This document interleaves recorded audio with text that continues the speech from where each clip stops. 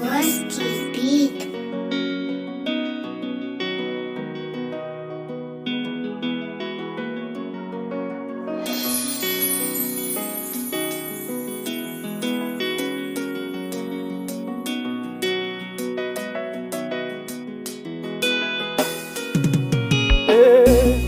Gen an pil moun ki nan l'eglis, se ajan diabla yo ye.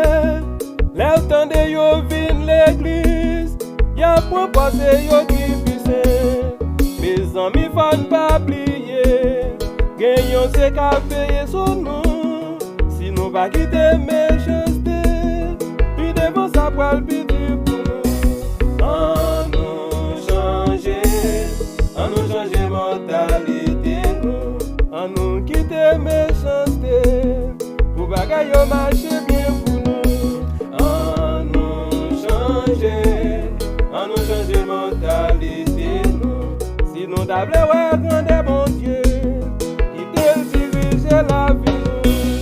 Si son vive nan division, si son vive cheman cheche, la kay bon Dieu pa nan division, se menan me pou pa ou la rentan. Si son vive nan division, si son vive cheman cheche, la kay bon Dieu pa nan division, se menan me pou pa ou la rentan. An nou chanje mentalite nou. An nou kite mecheste, pou bagay yo marche bien pou nou. An nou chanje mentalite nou. Si nou table wè grande bon Dieu, kite l dirije la vi nou. Peste fidèl kap krase l'eglis nou, puis mande yon chanjman.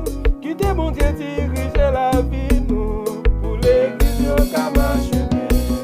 Peste fidèl kap krase l'eglis yo, puis mande yon chanjman.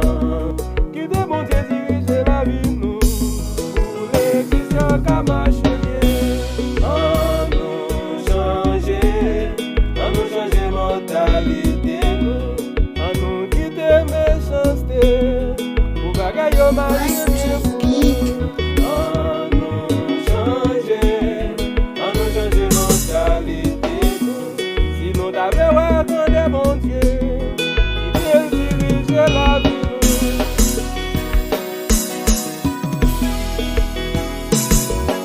Rusty Non ti chans m'a mande souple. Pou le bon Dieu a ka marche.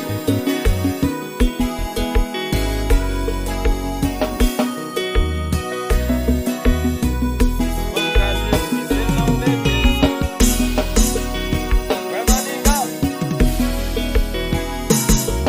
Rusty Beat. Obski, on te bénit. Elle travaille.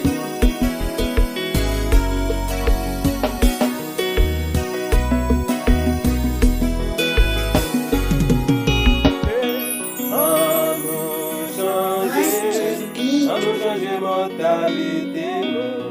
An nou kite mecheste, pou bagay yo marche bien pou nou. An nou chanje mentalite nou.